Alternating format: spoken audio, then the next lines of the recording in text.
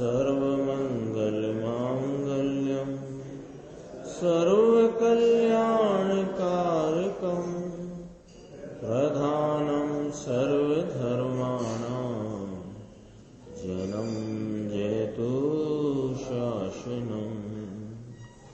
मैं नमो तीर्थनायक को, नमो ओंकार वाणी को, नमो उन कुंद प्रभु को जिन्होंने ओंकार धारण की। अहो उपकार जिनवर का, कुंद का दिव्य वाणी का, जिन कुंद ध्वनि दाता उन कहान स्वामी का। नमियूण जिनम वीरम अनंत वर्णाण दंसन सहावम भोक्ष्यामिनियम सारम केवली शुद्ध केवली भणियम। चर्चा तो अपनी नियम सार जी की गाथा 18 पे चल रही है। अभी जो सीडी में विषय चला ना, तो वो विषय इतना गंभीर है कि वो ऐसा मन में आ रहा है कि वो विषय पे भी थोड़ा अपन विचार करते चले, क्योंकि सुन तो लिया ही है। ये जो 50 से 55 गाथा 29 बोल उकरडा के कहे ना, उकरडा तो देवन जी ने हिंदी किया है उसका, पंडित देवन जी अपने बिजोलिया वालों ने। तो उकरडा का हम तो कचरा कहते हैं, उन्होंने उसमें घूरा लिखा है। घूरा घूरा घूरा समझते हैं, कचरा इकट्ठा रहता है। और उसमें ये जो आज चला ना 27वें नंबर का बोल, ये इतना गंभीर है कि इसमें आचार्य परमात्मा इस 27वें नंबर के बोल में जो भाव प्रस्तुत कर रहे हैं, जो भाव उन्होंने अपने सामने रखा है, उस पर खूब तसल्ली से 5 मिनट, 10 मिनट, 15 मिनट, 2 मिनट, जितना जिसके पास समय हो, आज विचार जरूर करें। वो 27वें बोल, वो भाव क्या है वो अपन अभी चर्चा करते हैं, क्योंकि गुरुदेव श्री ने तो सब बता ही दिया, और उसी को अपन दोबारा पढ़ते हैं थोड़ा सा। तो वो पॉइंट पकड़ना है कि विचार किस बात को विचार में लें। वो बात विचार में यदि अपन 2 मिनट, 5 मिनट, 10 मिनट जितना उस विषय में अपना उपयोग लगे, उतना विचार जरूर करना। विचार क्यों करना? कि वो बात क्या है वो सामने आए, और बात वह यदि ख्याल में आ गई, पकड़ में आ गई, तो ये बात की गारंटी है कि वह जो अभेद तत्व है अपना, वह दृष्टि गोचर हुए बिना रहेगा नहीं। ऐसा ये बोल है, ऐसे शब्द में से नहीं। वो जो 27वें बोल यानी संयम लब्धि स्थान भी मेरी अनुभूति से भिन्न है।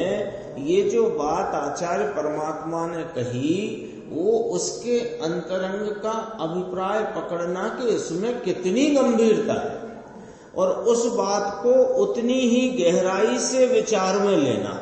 और जब उतनी ही गहराई से विचार में लेंगे तो ये जो अन्य भेद हैं वे सब तो कहाँ है वो दिखाई नहीं पड़ेंगे। और यह बात पर से वह अभेद तत्व की महिमा सहज स्फुरायमान होगी। उस अभेद तत्व की महिमा सहज स्फुरायमान होने से वह अभेद तत्व नियम से आपके ख्याल में, दृष्टि में आए बिना रह सकता नहीं। इस बात की गारंटी है। मैं पढ़ता हूं, देखो पेज नंबर है 204, नीचे का पैराग्राफ है, इसमें से देखो, चारित्र मोह का विपाक, ये सिद्धांत की भाषा, चारित्र मोह का विपाक। चारित्र मोह का उदय रूप आता परिणाम, उसमें नहीं जुड़ना, ये संयम। चारित्र मोह का विपाक, अनादि से ये जीव के कर्मों का बंधन है, उनका उदय है। तो चारित्र मोह का उदय का जो भाव है उसे विपाक, तो चारित्र मोह का विपाक उसमें जुड़ता नहीं, इसका नाम संयम है। यहां संयम लब्धि स्थान कहा ना, तो कोई बाह्य संयम की बात नहीं चलती है। जैसे व्यवहार हो, स्वरूप में लीनता से उत्पन्न अपनी वीतराग परिणति के भेद वे मेरी अनुभूति से भिन्न है, ये कहना चाहते हैं 27 नंबर बोल। संयम लब्धि स्थान मेरी आत्मा में नहीं। हाँ, ऐसा अभेद वीतराग परमात्म तत्व जिसके आलम्बन से उपजी हुई आनंदमयी, वीतराग आनंदमयी जो परिणति, शुद्ध परिणति, संयमन की परिणति, संयम का भाव, वह मेरी आत्मा से भिन्न है। अब जरा इस पे विचार करोगे आप तो अभेद आत्मा ख्याल में नहीं आएगा। क्या गजब की बात है। जिस के लिए जो अनादि से हमने कभी प्राप्त किया नहीं, वह संबर का भाव, वो संबर पूर्वक स्वरूप आलम्बन से वर्तने वाली शुद्धि की वृद्धि रूप निर्जरा का भाव, ये संयम कहलाया। ये शुद्ध परिणति जिसे एक वो प्रकट करने योग्य उपादेय कहा, वो प्रकट करने योग्य उपादेय वर्तता हुआ संयमन का लब्धि स्थान, वह मेरी आत्मा से भिन्न है। कैसे कहते हैं? पोतानी अनुभूति थी भिन्न छे, मेरी अनुभूति से भिन्न है। देखो जरा पढ़ते हैं इसको। दर्शन मोह का विपाक ऐसा जो मिथ्यात्व, ये तो जीव में नहीं, ये तो जीव में नहीं, लेकिन चारित्र मोह के विपाक की निवृत्ति, चारित्र मोह के विपाक की प्रवृत्ति तो राग है। चारित्र मोह का विपाक रूप भाव, उसमें उसके वो जो विपाक आया ना फल रूप, तो चारित्र मोह का विपाक है, उसमें प्रवृत्ति वो तो राग रूप वृत्ति है। यहां कहते हैं चारित्र मोह के विपाक की निवृत्ति। अरे प्रवृत्ति, चारित्र मोह की प्रवृत्ति, ये तो राग आदि, ये तो पहले ही कहा, ये तो मेरी अनुभूति से भिन्न है, क्योंकि मेरी अनुभूति शुद्धता की, और ये राग आदि सब अपवित्र, मलिन, अशुचि, ये तो भिन्न है। ये तो बात पकड़ में आई, लेकिन मेरी परिणति में वर्तती हुई जो शुद्धता के भेद, वो मेरी अनुभूति से भिन्न है। थोड़ा विचार में लेना इसको। ये ऐसे करके भी नहीं लेना कि 27वां बोल बहुत महान है। अरे 27वें बोल में आचार्य परमात्मा ने कहां तक इस अभेद वस्तु की महिमा का गुणगान किया है, इसकी अभेदता की क्या पराकाष्ठा आचार्य परमात्मा फरमाते हैं। वो पराकाष्ठा ख्याल में आने से इस अभेद की महिमा आएगी, और अभेद की महिमा आएगी तो उपयोग स्फुरायमान होकर के, उपयोग वो वीर स्फुरायमान होकर के उपयोग सहज अभेद का आलम्बन लेगा, और जो कार्य अनादि से अनंत काल व्यतीत हो जाने पर भी नहीं हुआ, वो कार्य आज होगा, आज होगा। बस उसके लिए करना पड़ेगा। पुड़िया नहीं मिलेगी कहीं, गटक लियो गर्म पानी पी लिया। देखो क्या कहते हैं, ये राग ये स्वरूप में नहीं, ये तो पहले ही कह दिया है।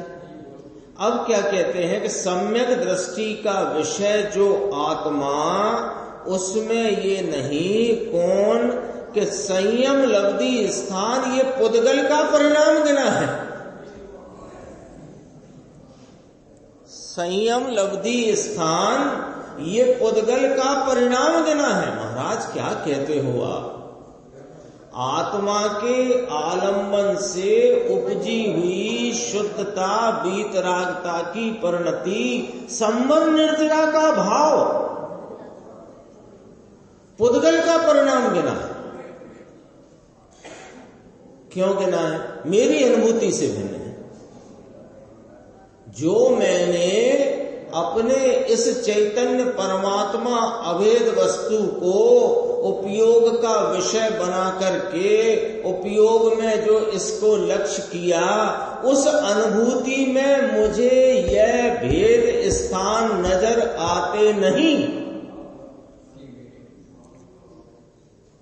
ये बात मिलान करना 204 नंबर की गाथा, 203 नंबर की गाथा और 141 नंबर का कलश, कि ये स्वरूप आलम्बन से बरतती हुई शुद्धि की वृद्धि की अनेक प्रकारताएं जो है ना, वो अनेक प्रकारताएं उस एक को पुष्ट करती हैं।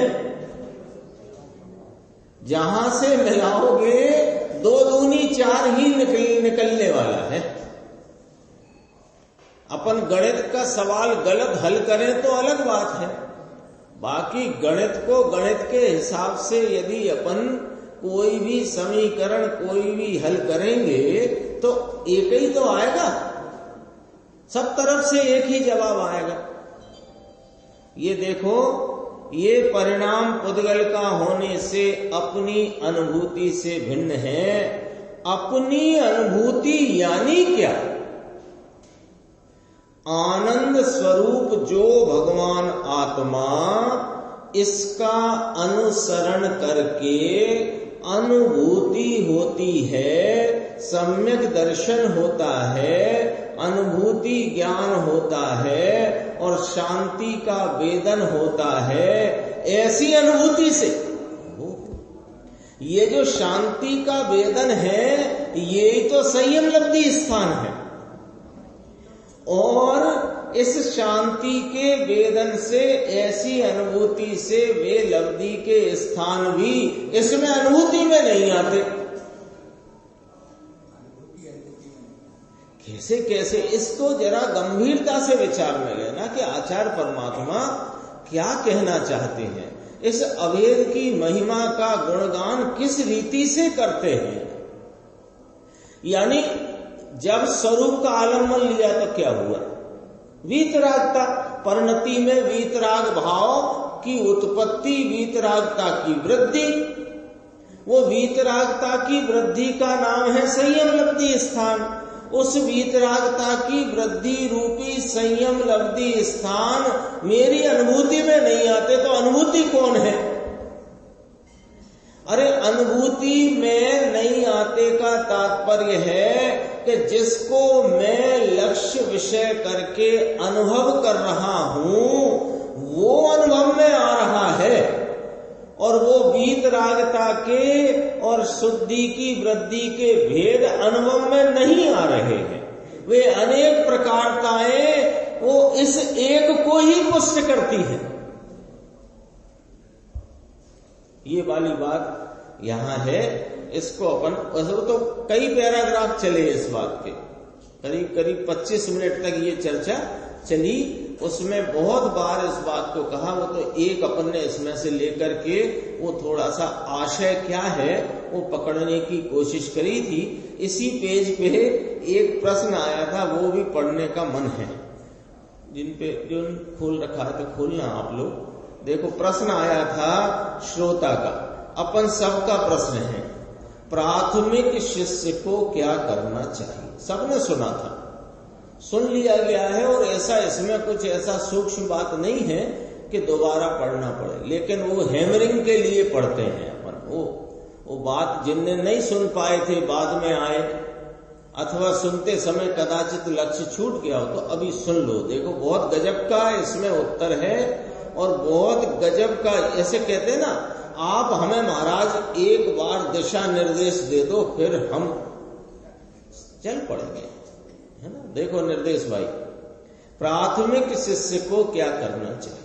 तो पहले अपनी स्थिति क्या है, प्राथमिक शिष्य ही है ना, प्राथमिक ही है, तो प्राथमिक शिष्य को क्या करना चाहिए। तो गुरुदेव श्री कहते हैं, ये कहा ना भाई, ये प्राथमिक शिष्य को ये करना, क्या करना, कि ये जीव अभेद है, उसके ऊपर दृष्टि करना।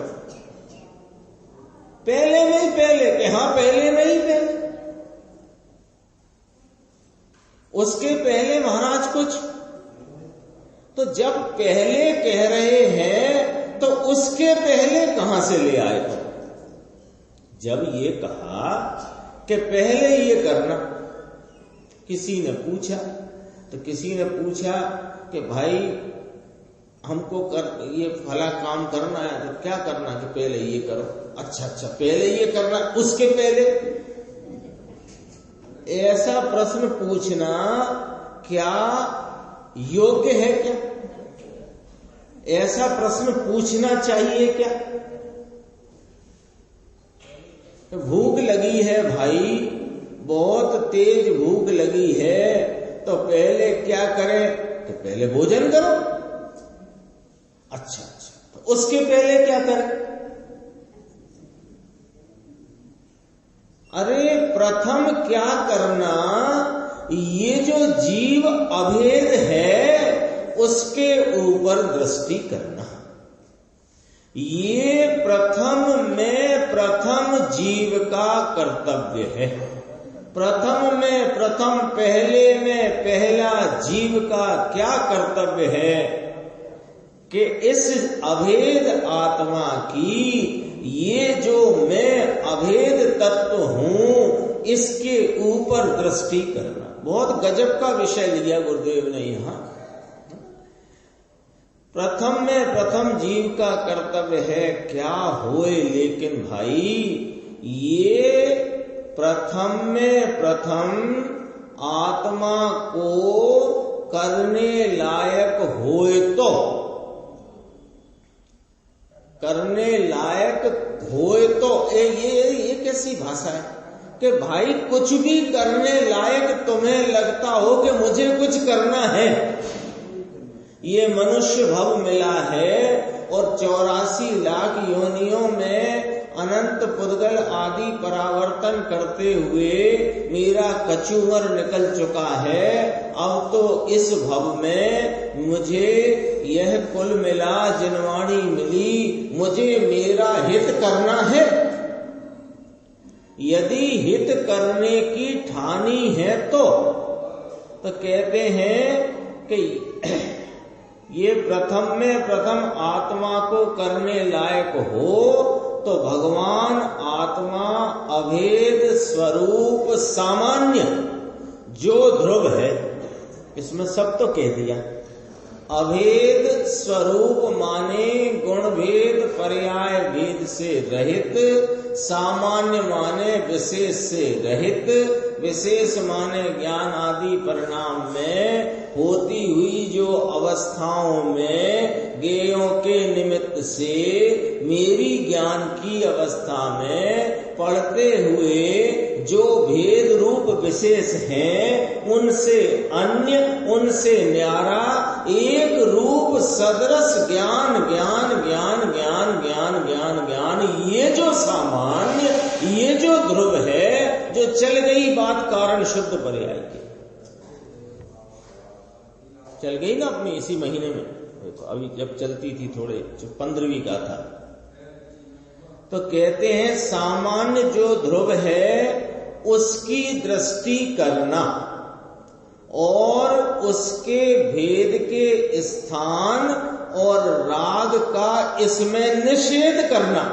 अब पकड़ना जरा बात, क्यों कि व्यवस्था है, विधि निषेध की व्यवस्था है। यदि किसी का मंडन करना है तो खंडन होता है, खंडन करके मंडन होता है। विधि माने स्थापना, निषेध माने उसका हटाना। तो यदि यह मैं एक रूप अभेद तत्व सामान्य ध्रुव हूं, ऐसी विधि नाम इसकी स्थापना अपनी प्रतीति में करना है, तो जो अब तक तुमने प्रतीति जहां की थी उसका निषेध करना पड़ेगा। होएगा ना? तो कहेंगे हो जाता है, तो निषेध करना पड़ेगा। ये बात क्यों कहना? ये बात भी यूं कहना कि अनादि से हमने आपने राग के वर्तते हुए एक समय का जो परिणाम है तीव्र मंद कषाय का, उसमें आप रूपता स्थापित की है, अथवा पर्याय के भेदों में आप रूपता स्थापित की है, अथवा ज्ञान की वर्तती हुई परिणति में ज्ञेयों के निमित्त से होने वाले जो विशेष भाव हैं उनमें एक आप रूपता स्थापित की है। तो वो सब को निषेध करना और सामान्य एक रूप अभेद को विधि नाम स्थापित करना।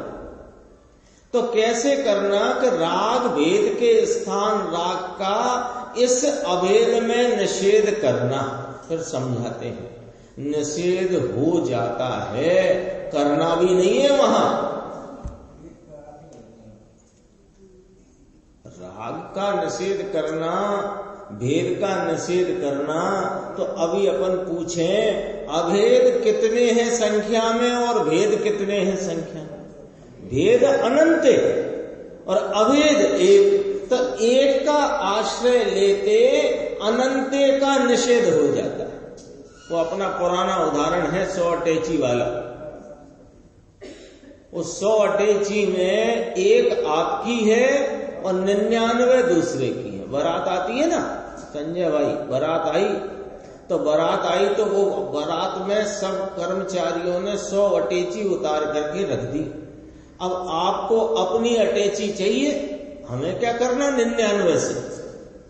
तो अपनी अटैची को प्राप्त करने का उपाय बताओ कि ये मेरी नहीं, ये मेरी नहीं, ये मेरी नहीं, ये मेरी नहीं, ये मेरी नहीं के बजाय जो तेरी है उसे टूटा हैंडल था अपना, तो टूटे हैंडल वाली अटैची ये मेरी है, तो सबका निषेध हो गया, खत्म हो गई बात। ऐसे इस एक अभेद सामान्य ध्रुव का आश्रय लेते वो सबका निषेध हो जाता है। सूक्ष्म बात है भाई। अब देखो, अब अपन आए हैं ना यहाँ, सब अपन काय के लिए आए हैं यहाँ? क्यों आए हैं यहाँ? हम आए हैं कि जो अनादि से प्राप्त नहीं किया, यानी सम्यक दर्शन रूपी रत्नत्रय की प्राप्ति के लिए आए हैं। या अन्य कोई किसी का प्रयोजन हो तो बता दो हाथ खड़ा करके। यहाँ अपन सब बैठे हैं ना, तो किसी का प्रयोजन सम्यक दर्शन की प्राप्ति से अन्य हो तो वो हाथ खड़ा कर सकता है। वो कोई ने हाथ खड़ा किया नहीं, तो इसका मतलब क्या निकला कि हम सब सम्यक दर्शन प्राप्त करना चाहते हैं। क्यों करना चाहते हैं? क्योंकि इसके बिना हमको जन्म मरण के इस अनंत दुख से छुटकारा मिलेगा नहीं, और सुखी होना चाहते हैं, और सुख की प्राप्ति सम्यक दर्शन बिना प्रारंभ होगी नहीं। इसलिए ये नक्की हुआ कि सम्यक दर्शन हम सबको चाहिए परिणति में। तो इसलिए यहां गुरुदेव श्री फरमाते हैं कि प्रथम सम्यक दर्शन प्राप्त करने वाले को प्रथम धर्म की पहली सीढ़ी सम्यक दर्शन, यह जिसको प्राप्त करना हो तो अब आपके पास कोई लिस्ट हो तो बताओ, सबको सम्यक दर्शन प्राप्त करना ना यशवंत भाई, तो अपने पास कोई लिस्ट हो कि क्या करें इसके लिए, तो कहते हैं कि वो लिस्ट को जरा बाजू करो। अभी यहाँ ज्ञानी क्या कहते हैं, धर्मात्मा और आचार्य परमात्मा क्या कहते हैं वो सुनो कि देखो, जिसको प्राप्त करना हो तो जीव जो है ना, ये जो मैं जीव हूं, ये एक रूप त्रिकाल ज्ञायक भाव है, उसकी दृष्टि करना। तो साहब ये जो कोई बता रहे हैं देव गुरु शास्त्र, उनकी विनय भक्ति बहुमान करना कि नहीं करना, कि नहीं करना, ये क्या कहते हो? अरे सम्यक दर्शन प्राप्त करने के लिए वो नहीं करना है, वो तो ये बता रहे हैं कि सम्यक दर्शन प्राप्त करने वाले को यदि तुम्हें अपनी परिणति में अनादि जन्म मरण के दुख को मेटने रूप और सम्यक दर्शन रूपी अतीन्द्रिय आनंद के भाव का स्फुरायमान चाहिए, स्फुरायमान पना चाहिए हो, तो ये जो जीव है एक रूप त्रिकाल ज्ञायक भाव, उसकी दृष्टि करना। कैसे होएगी दृष्टि? कि दृष्टि के विषय में, दृष्टि कैसे होएगी कि उसके विषय को नजर में लेने से। ऐसे कह रहे इसकी दृष्टि करो, ये अलमारी में जो चटकनी का हैंडल है इसकी दृष्टि करो, तो क्या करोगे? इसको विषय बनाओ। तो ये जो दृष्टि का विषय है उसमें अभेद है वो, और उस अभेद में व्यवहार का, दया दान का राग तो है ही नहीं। इसकी वस्तु में लेकिन ये भेद स्थान भी इसमें नहीं। यहां 27वें बोल के संदर्भ में बात अपन लगा सकते हैं। कौन सा भेद स्थान नहीं? अरे स्वरूप आलम्बन से उपजने वाली जो वीतरागता आनंद की परिणति का जो भेद है, वह भेद भी इस त्रिकाल अभेद ज्ञायक भाव में नहीं। ऐसे ज्ञायक भाव को दृष्टि में लेना, ऐसी बात है। अरे रे, कहां जगत धर्म को मानकर बैठा है, और धर्म का स्वरूप क्या है? धर्म का स्वरूप है न्यारा, और मानकर बैठा है ये कुछ और। तो पहले तो यही ख्याल करना पड़ेगा, धर्म माने अपने परिणति में आनंद की प्राप्ति, उसका नाम धर्म। आनंद की प्राप्ति आनंद भाव के आलम्बन से है। आनंद भाव कैसा है कि ज्ञान असाधारण लक्षण से लक्षित होने वाला त्रिकाल सामान्य एक रूप सदृश भाव है। देखो, कहते हैं कि संप्रदाय में तो ये कहते हैं व्रत पालो, दया पालो, भक्ति करो, पूजा करो, 5 महाव्रत पालो। भाई ये तो सब राग है, ये तो जीव के स्वरूप में ही नहीं। भगवान आत्मा, पुनः कहते हैं, थोड़ा विषय बहुत अच्छे से लिया गुरुदेव ने, क्योंकि ये प्रश्न अपने रहता है ना, ये प्रश्न रहता है, क्या करें क्या करें, बच्चों को भी रहता है। ठीक है साहब, हमें ये प्रवचन समझ में नहीं आता, तो हम क्या करें? पहली बार या अभी नया शुरू किया है, क्या करें? अरे नया करा है तो भी यही करना है, और पुराने हो गए तो भी यही करना है, 60 साल हो गए सुनते तो भी यही करना है, और अभी 6 मिनट पहले सुनना शुरू किया तो भी यही करना। एक ही बात है। जिसको प्रथम सम्यक दर्शन करना होए, इसको पहले में पहले जीव द्रव्य अभेद है, उसकी दृष्टि करनी पड़ेगी।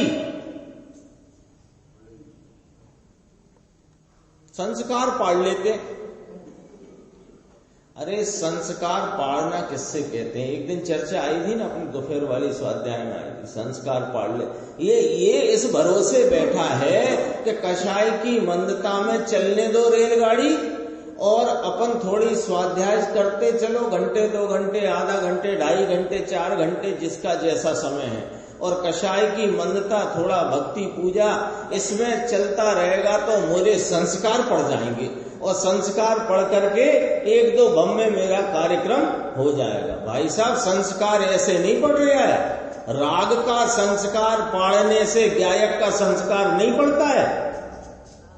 गायक के संस्कार के लिए, गायक के लक्ष्य से यदि स्वाध्याय चल रही है और कदाचित वह अभेद दृष्टि में नहीं आया हो, लेकिन तेरी स्वाध्याय चिंतन मंथन विचार का केंद्र बिंदु तो एक अभेद गायक होएगा, तो आगे के भव में यदि तुझे प्राप्ति हुई तो इसे संस्कार कहने में है। तो हमें संस्कार नहीं डालना है। थोड़ी उल्टी सुल्टी बातें लगती हो तो लगने दो। संस्कार नहीं डालना हमें तो सम्यक दर्शन रूपी ये रत्नत्रय की प्राप्ति इसी भव में क्या आज ही करनी है। कार्य होगा तो संस्कार के आरोप आदि कथन में आते हैं। संस्कार डालकर कार्य नहीं होता है। कार्य होता है तो पूर्व के कार्यों का, पूर्व की वृत्ति को उपचार से संस्कार कहने में आता है। तो कब चाहिए सम्यक दर्शन, कब चाहिए रत्नत्रय? आज ही चाहिए, आज नहीं चाहिए क्या? तो डेट लगा दो, कैलेंडर में गोला बना दो। अरे प्रथम जिसको प्रथम सम्यक दर्शन करना हो, उसको पहले जीव द्रव्य अभेद है, उसकी दृष्टि करना पड़ेगी। इसके बिना सम्यक दर्शन 3 काल 3 लोक में दूसरी रीति से होगा नहीं। ऐसी बात है क्या होए? तब यहां एक श्रोता ने प्रश्न किया कि हमने साहेब तीव्र पुरुषार्थ किया लेकिन कुछ हाथ में आता नहीं है। बहुत चर्चा अच्छी आ गई थी। अब आज अपनी वो चर्चा नहीं हो पाएगी या कम हो पाएगी, लेकिन अब ये आ गई तो यही सुन लेते हैं, यही अपन विचार में लेते हैं। यही सबको लगता होगा, जिसने कम पुरुषार्थ किया है उसे भी लगता तो होगा कि पुरुषार्थ तो करते हैं, कुछ हाथ आता नहीं। किसी ने बहुत तीव्र किया तो भी वह उसका प्रश्न है, तीव्र पुरुषार्थ किया लेकिन कुछ हाथ में आता नहीं। यानी आपके महाराज सानिध्य में रह रहे, जो श्रोता है वो तो गुरुदेव श्री के सानिध्य में रहने वाला है ना। आपके सानिध्य में रहते हैं, 2 टाइम आपका स्वाध्याय सुनते हैं, घर में भी आप जो सुनाते हो उसको बराबर बांचते हैं, बांच के आते हैं, घर जाके फिर बांचते हैं, विचार भी करते हैं और भी जो कुछ भी करते हैं, सब किया लेकिन हाथ कुछ आता नहीं महाराज, क्या करें? तो जवाब देखो क्या है। नजर क्या नाकी छे एने, तेरी नजर कहां है? नजर होनी चाहिए अपना अभेद गायक तत्व सामान्य ध्रुव सदृश परमात्म तत्व पर, उस पर तो नजर रखता नहीं। और जो इस तरफ के कार्यों में तेरी प्रवृत्ति है, जिसे तू तीव्र पुरुषार्थ का नाम कह रहा है, उस प्रवृत्ति में वर्तती हुई कषाय की मंदता और आकुलता की कमी और उसमें निमित्त प्रशस्त देवगुरु शास्त्र, इनके ऊपर तूने नजर डाली है और दृष्टि अभेद पर आ जाए। ऐसा कोई अन्याय चल रहा है क्या?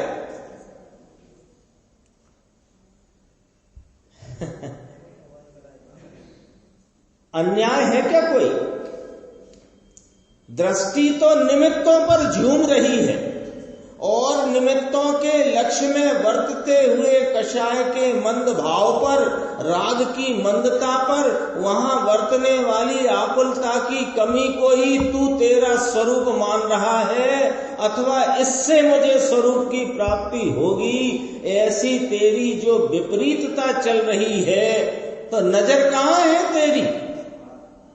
पूछा गुरुदेव ने। नजर क्या ना खींचे इन्हें, बाहर में नजर पड़ी है इसकी, विकल्प में और भेद में गुचाई ने पड़ियो छे, उसमें ही उलझा हुआ पड़ा है। कल नहीं कहा था, दोपहर को आया था। अब बहुत गजब की लाइन है, इसके लिए अपन ने ये बात को पूरा ये लिया अपन ने प्रकरण। देखो, ये वस्तु कैसी है कि ये वस्तु अभेद है, गुण भेद पर्याय भेद से रहित, एक रूप ध्रुव सामान्य सदृश सदृश सदृश एक रूप भाव है ना। तो ये जो वस्तु है सूक्ष्म है, तो सूक्ष्म वस्तु सूक्ष्म उपयोग से हाथ में आएगी। कहता है तीव्र पुरुषार्थ तो किया मैंने, हाथ में कुछ आता नहीं। तो तेरे को ये वस्तु सूक्ष्म है, सूक्ष्म उपयोग से हाथ में आएगी। वो अपना उदाहरण है, घड़ी में स्क्रू है कमानी का बहुत बारीक वाला, वो बारीक वाला स्क्रू उसको खोलना है तो देखे इधर उधर, और स्थूल है निगाह तेरी नजर, ये नजर ये स्थूल है तो वो दिख जाएगा स्क्रू, तो वो बहुत बारीक है ना वो उसका स्क्रू, तो वो स्क्रू जो बारीक है तो नजर कैसी करनी पड़ेगी मुकेश भाई साहब? बारीक करनी पड़ेगी। बारीक करोगे तो पकड़ में आएगा ना। कहते हैं ये आत्मा सूक्ष्म उपयोग में हाथ आता है, तो हाथ नहीं आता तेरे, इसका मतलब उपयोग तूने सूक्ष्म किया ही नहीं है।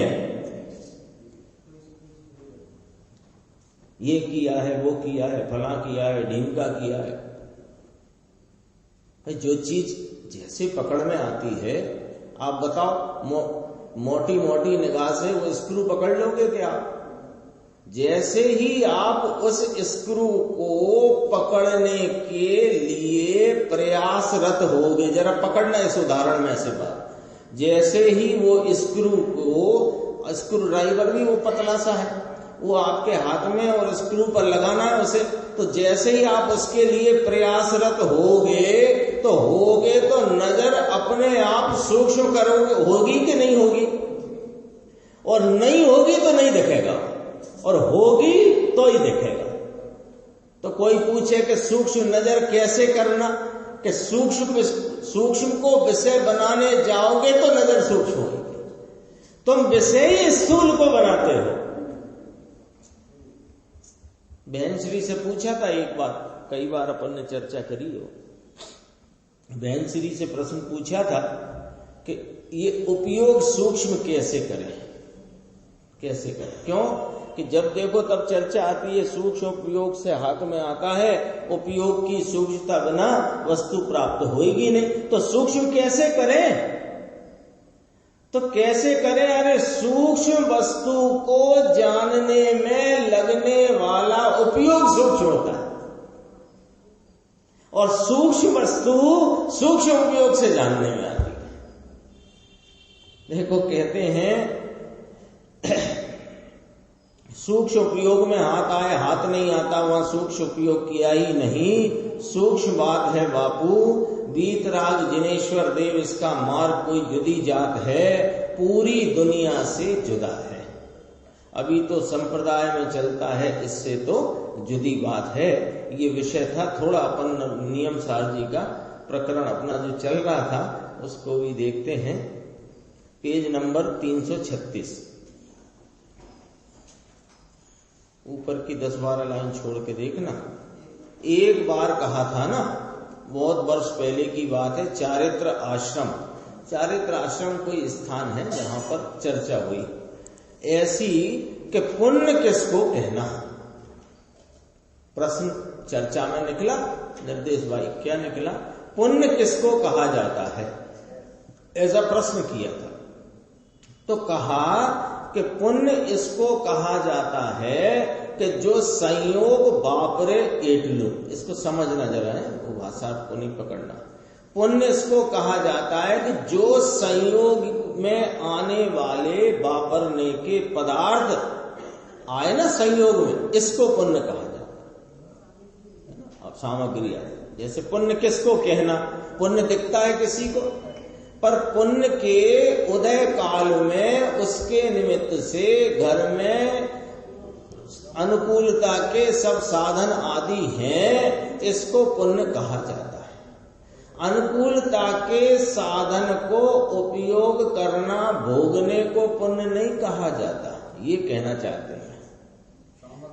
सामग्री को पुण्य कहा, क्यों कि वो जो पुण्य का उदय है ना, साता वेदनी आदि का, वो तो तेरे नजर में आता नहीं। उसके निमित्त से ये जो अनुकूलता के साधन चारों तरफ इकट्ठे हुए, धन संपत्ति, पैसा, जमीन जायदाद, कुटुंब, पुत्र पुत्री आदि इत्यादि है ना, तो इनको कहा जाए भोगता है, इसको कोई पुण्य कहते हैं क्या? अरे भोगना ये पुण्य नहीं है, ये तो नया पाप है। अभी चली थी चर्चा शिविर में, दो तीन बार बात ली थी, अनुभव जी ने देखा होगा, आपने देखो कि स्वर्ग में जाता है तो स्वर्ग में पहुंचना और वहां सामग्री का मिलना ये पुण्य का फल है। पहुंचा काय को है? पाप करने पहुंचा है, पाप करने ही तो पहुंचा है। भोगेगा तो पाप होएगा कि पुण्य होएगा? भोगना ये तो नया पाप है। अरे इसको भोगता नहीं है वास्तव में, सामग्री को तो कोई भोगता नहीं है, लेकिन उस तरफ का झुकाव होकर के जो राग उत्पन्न होता है, इसको भोगता है।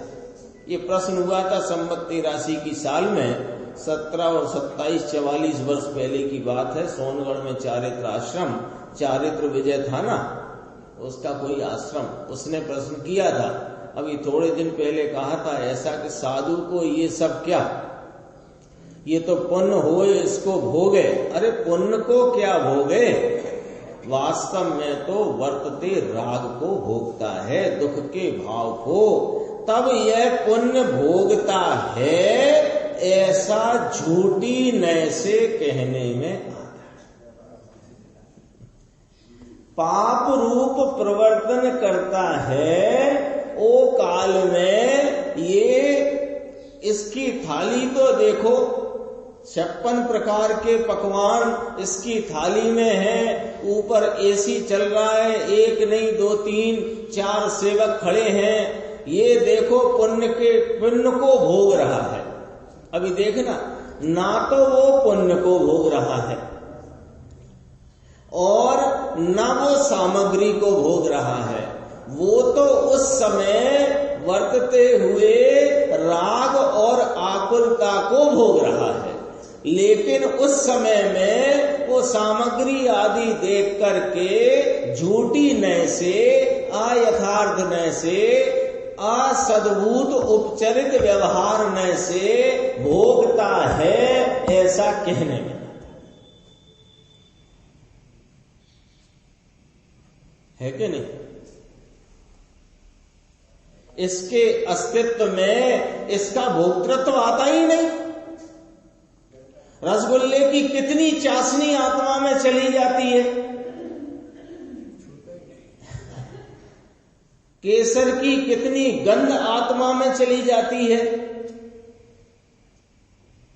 केसर तो महंगी है ना, तो केसर जिसके भोजन आदि के उपयोग में आती दिखती हो, वो तो पुण्य का ही उदय कहेंगे, पाप का तो कहने का सवाल नहीं।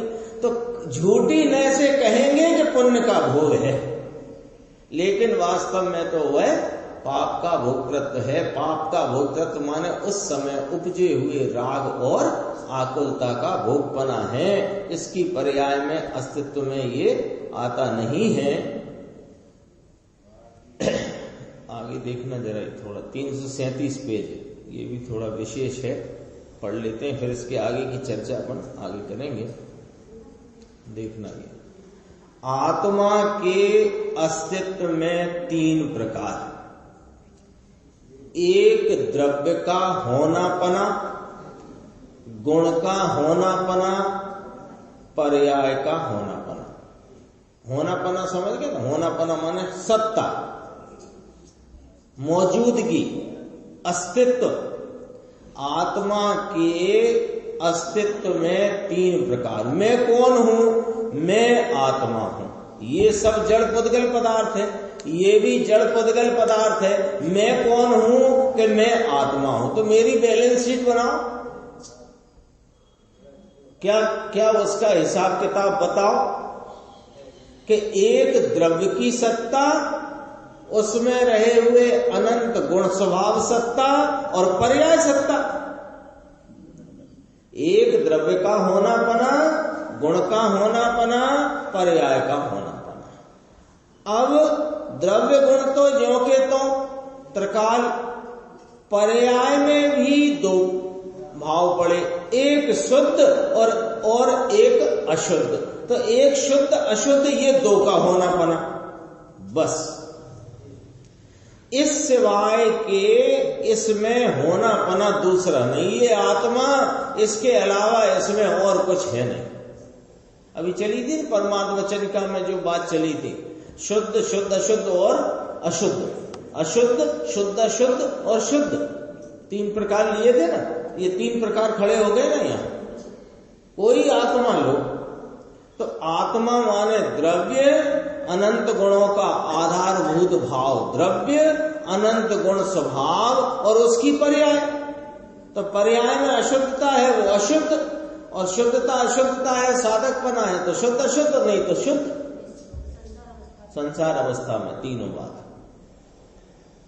बराबर है। इसके होने में, इसके क्षेत्र में, इसके भाव में ये द्रव्य यानी वस्तु, गुण यानी शक्ति और वर्तमान दशा। कोई द्रव्य है ऐसे देखना, द्रव्य को हमेशा ऐसे देखना कि अनंत गुण स्वभाव का आधारभूत भाव एक द्रव्य, उसके अनंत गुण शक्तियां और उसकी वर्तमान पर्याय, बस। 3 काल की पर्याय, 3 काल की पर्याय, कोई यहां देखने की जरूरत ही नहीं, सत्ता इतनी ही है। अब इस वर्तमान पर्याय में, वर्तमान पर्याय और गुण, तो वर्तमान पर्याय में होते हुए जो भेद विशेष हैं उन्हें गौण किया, गुणों के भेद को गौण किया और उनका आधारभूत एक द्रव्य भाव है, वो अभेद है। ये दृष्टि का विषय। देखो इतना अस्तित्व है, इतना अस्तित्व इसमें। अब इसमें दाल भात रोटी स्त्री कुटुंब शरीर, इसके अस्तित्व में ये है ही नहीं। इसकी सत्ता में ये सत्ता है नहीं, तो भी ये सत्ता का अनुभव करता है, ऐसा कहना ये असद्भूत व्यवहार नय का कथन है, झूठी नय का कथन है। ज्ञान कराने के लिए कहा ये मनुष्य है, तो ये मनुष्य है कैसे कहा कि ये मनुष्य रूप जो शरीर है ना, ये मनुष्याकार 2 खड़ा हुआ, ये शरीर वहां साथ में है। संयोग देखकर ये आत्मा की सत्ता में कितना है कि बिल्कुल नहीं, तो भी जीव को मनुष्य जीव आदि कहना ये असद्भूत व्यवहार नय का कथन है, झूठी नय का कथन है। ज्ञान कराने को कहा कि ये निमित्त ऐसा है, समझ में आया। अब अपन भाव कर्म किस नय से घटाया है वो चर्चा आगे की स्वाध्याय में।